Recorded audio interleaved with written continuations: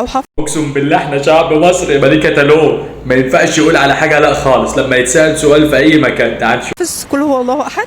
قل هو الله احد. انا حافظ القران كله على فكره. ما شاء الله. طب تعرف اسم ايه الحلاوه دي؟ تسال ايه؟ قل هو الله احد بس؟ ده حافظ القران كله ما شاء الله. انت مش شايفه النضاره؟ انت مش شايفه سحنته؟ انت مش شايفه الوقار اللي هو حافظ القران كله ما شاء الله. السوره دي ايه؟ انهي سوره؟ قل هو الله احد. لا.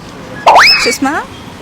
برضه كنت اللي غلطان. انت ليه بتساليه سؤال صعب كده؟ ليه سؤال مش على باله؟ ليه تساليه اسم السوره؟ هو راجل حافظ القران كله يعني ما شاء الله. انت مش شايفه الوقار اللي هو فيه؟ كفايه النضاره تغني عن كل حاجه. انا القران كام جزء؟